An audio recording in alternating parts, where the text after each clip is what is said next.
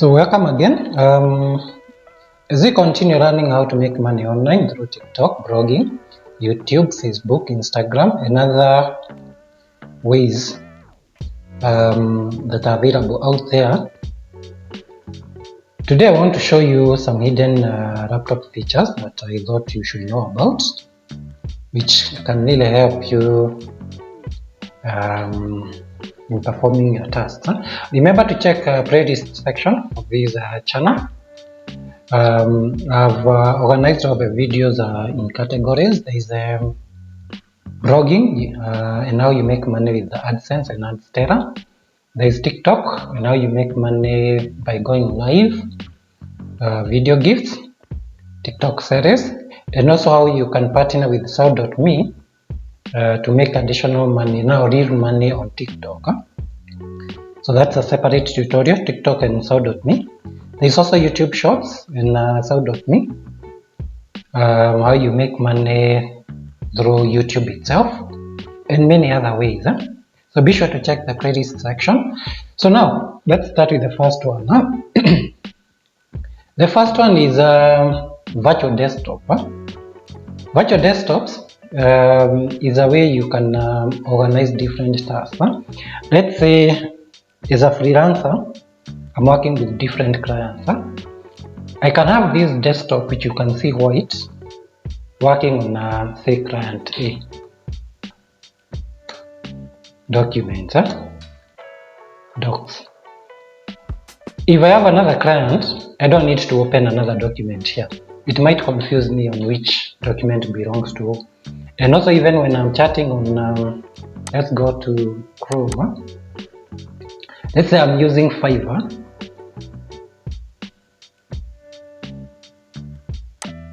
That's where I got my job from. And if you want to become if you don't have an account for Fiverr, be sure to check link in the description. You can use my affiliate link to join. And also I've done videos on how you can make money as a freelancer, and also through affiliate marketing for Fiverr. Let's say I'm working on Fiverr. I also have another client on the same platform, Fiverr or Upwork, and I don't want to mix their work. So this is client A, Fiverr. If I have client B, I have an option of opening another tab here. So client A, then client B. But then it might confuse me. I might be chatting with client B, then client A sends a request. I read, then I go back to client B. Then I respond to client B instead of client A. So that creates an issue with the client. So then how do you solve that? Using virtual desktop. So to open another desktop, an empty one, which you can use now for client B, you press Control, Windows button, the one with 4 squares, then you press letter D, D for dog. So as you note, I have a new desktop. If I want to move between the two desktops, I will use Control, Windows button, either the left arrow or the right arrow, depending on where I want to move. If I use left arrow, so Control, Windows button, left arrow, I got the previous screen where we have our work for clients. Let's see, client A. So if I am working on client B, I only need to press Control, Windows button, right arrow button, then I can open Fiverr for client B or Upwork. Let's say here I'm opening Upwork. And I can be chatting now with client B on Upwork as I swipe back to client A using Control, Windows, left arrow button, and continue working on Fiverr. So as you note, I'm not moving between Chrome. Here I only have one Chrome. And you notice I also have this software that is running here, Wondershare Filmora. If you go to the other desktop, I don't have those running. So I'm running separate desktops, and I can create as many as I want.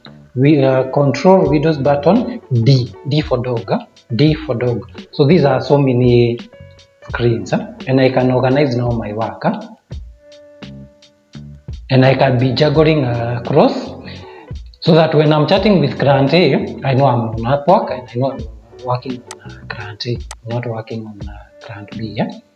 So that's how you organize your desktop. If you want to close, you just go to the windows to the desktop you want to close. You press Control Windows button F4, function key 4, F4. Then it opens the next one, function 4, and we are left with the now one. If I press Control Windows left button, left arrow, nothing, right arrow, nothing. So that's how you organize your tasks using virtual desktops. It's very handy in Windows 10 and Windows 11. It's also there in Mac OS, where you replace the Windows button with Control. So for Mac, instead of Windows button, you use Control. So the other tip, the other hidden feature that I also thought you should know is how I can split this desktop. Remember, we have done opening different desktops, where I can even have maybe this notepad opened on a different desktop and this opened on a different desktop, but then I'll keep on juggling between the two to do my work. Which is the other easiest way? Snapping windows. This is where you split your screen into different sections and you have your window organized nicely such that you can work on multiple documents. So how do you do it? First of all, you go to settings, then let's look for snap settings. Make sure it is on and tick everything. So again, settings, you go to multitasking, then you make sure snap windows is on, then also make sure the others are turned on. You only need to come and hold the window you want to snap. Let's say I want this to be on the left. I'll just hold the bar on top, drag until the cursor reaches the head and it snaps. And you notice the others are here.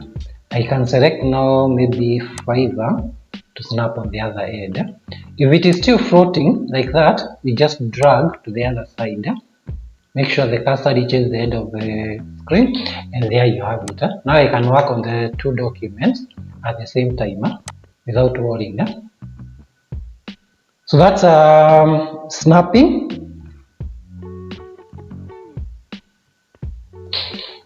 There is a shortcut of doing that.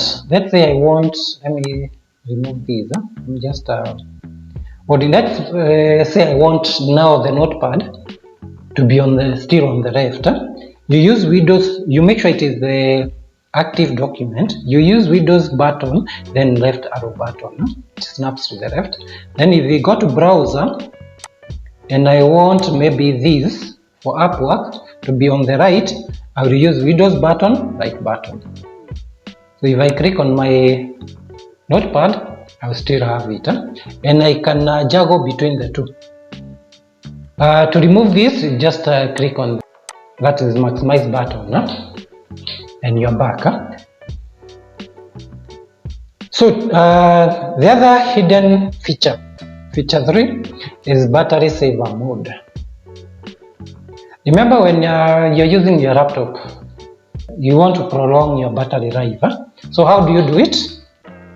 You go to settings, system, then you go to battery, and you can turn on battery saver. Mine is turned on automatically. You can set it to turn on automatically after battery reaches let's say 10%. You can even set never or always. It's always on, or at a certain percent. I usually put 20%, so that, let's go here. We go to battery icon. Let me unplug. It's plugged in, and you can see it's still charging 99%. So if I unplug and battery starts to drain, if it is just 20%, then battery saver mode turns on, and that helps in reducing usage of your battery and prolonging your battery life. And you can always check the apps which are using your battery a lot. You can close, and you can check in the background how much it is using, and when it is in use, how much it is consuming.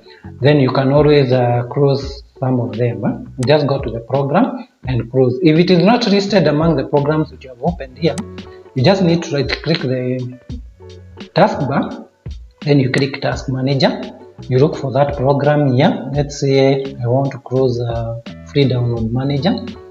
I will come and look for it. It should be among the list. You can arrange by name. You just click name to arrange alphabetically. It's here. You just select it and make sure you select the program you want to close. Once you select, you click add task. You select add task. It will be closed from the memory.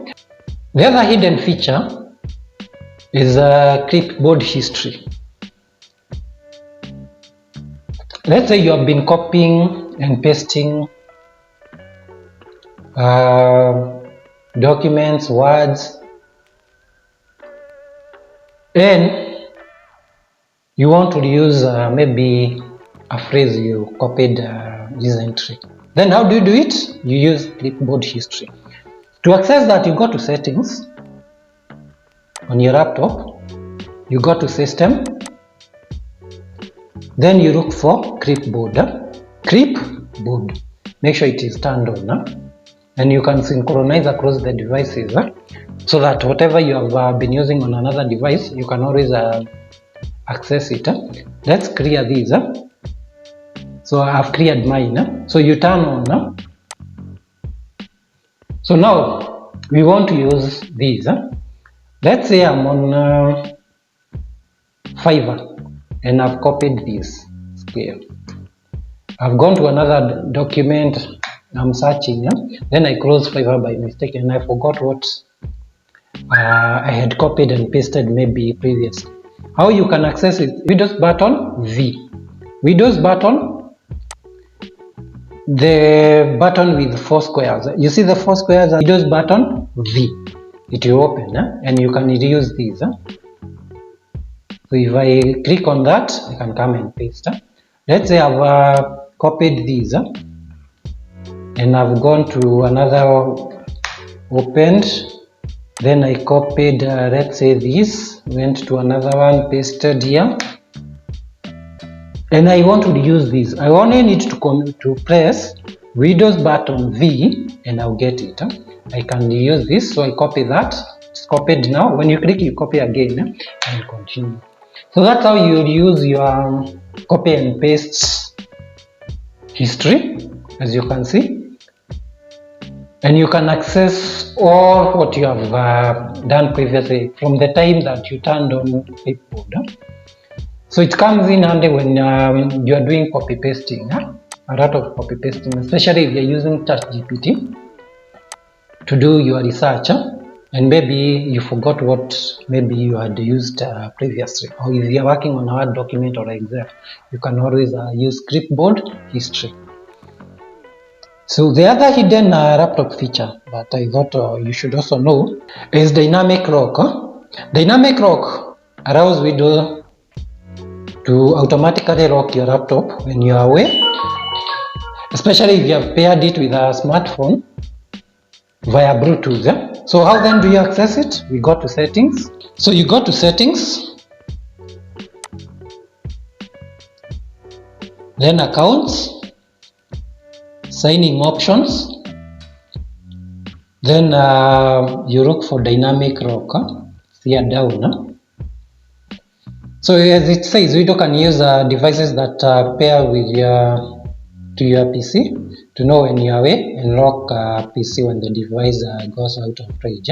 So you can click around, then remember to add a Bluetooth device. You just turn on and add a Bluetooth device. So when you click, you can always search for your device and add. I don't want to add mine, it's already added. And when you're away, you can then turn off. So usually how it works, if I have my phone let's just connect my phone. It's already paired. Let me turn on Bluetooth so that I explain. It's connected, as you can see. It's here. Let's go back to settings. We go to accounts, then signing option, then we go to dynamic lock, scan for device. It's already connected to Vivo. So if this phone moves away from my laptop to maybe a distance where it loses connection with Bluetooth, my laptop will automatically lock. So it will just lock itself.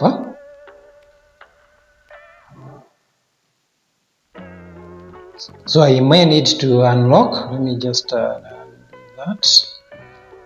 So that's what happens. So this is one way you can keep your device safe using dynamic lock.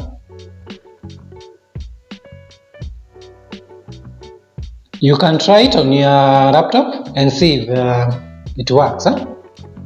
So let me turn that off and also turn off my Bluetooth. Because Bluetooth also consumes power. Don't forget that.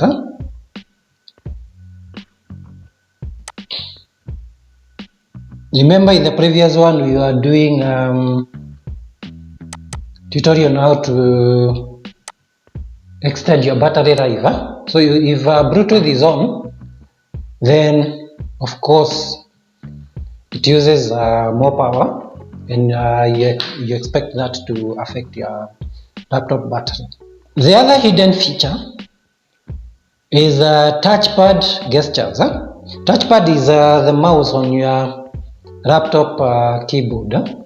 There's that mouse you use where you press and maybe you can drag, like the one I'm using to drag my cursor, not the external mouse, the one on your laptop. So let's see some of the features we can use. So we go to settings, devices, then touchpad. If you turn it off, you can't use touchpad on your laptop keyboard. You can only get either an external mouse to turn it on, which requires you have either a USB mouse or a Bluetooth one you connect, or if it is touch screen like mine, you just turn it on the screen, then you can use that touchpad. If you untick this, you are turning it off when you connect external mouse, but we don't want that. Usually it happens, let's say you are doing a presentation and you want to use external mouse, at the same time use keyboard, but you don't want to use the touchpad. Maybe you might make mistake. You can leave it unticked, but I usually leave it ticked because I want to use either. You can also change cursor speed. Most important is here, the sensitivity. Make sure it is medium. It can also be low or high, but I usually use medium. So these are the most important settings. What do you want it to do? When you tap a single finger tap, what do you want to do? A single click. The same way you can click with the mouse. If it is a two-finger click, then you are right clicking. Tap twice and drag, that is multi-select. So you tap twice, then you drag. Pressing the lower right corner, now on the right side of that touchpad, what do you want it to do? Maybe it is right click. You are like trying to imitate a physical mouse, the way it does. Even scrolling, it's there, settings. Now, three-finger gesture. You swipe. What do you want to do? Either do nothing, switch apps and show desktop, switch desktops. We had created virtual desktops. You can select these, and when you swipe, you are swiping between your desktops, your virtual desktops. Let's create a desktop. So if I swap with 3 fingers, you see what is happening. I'm touching with 3 fingers on my touchpad, then I'm swapping between my virtual desktops. Let me close this. Or you can change audio and volume. Let's go to the default switch apps and desktop. So if I'm swapping, if I'm moving up, let's go back. If I'm using the 3 fingers and swiping up, it is multitasking view where I can swap between applications. Remember we did, I've just shown you virtual desktop. This is multitasking view where you view your active programs, and you can see history and swap between them. So let's go back. If I swap down, I'm showing my desktop. If I'm swapping up, I'm with 3 fingers. Let's go back to desktop. So if I'm swiping up, multitasking. Down, they show desktop. If I swipe left, I'm swapping between programs, like using Alt Tab key. You can see what is happening.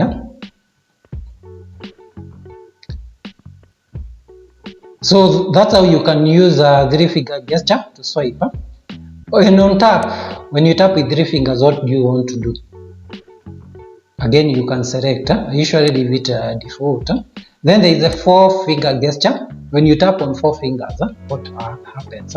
Remember, you have the 3-finger and you have now 4-finger. 4-finger, we can leave it to swap our multi desktops. Let's go back. So, and you make sure you are tapping with 4 fingers. 4 fingers.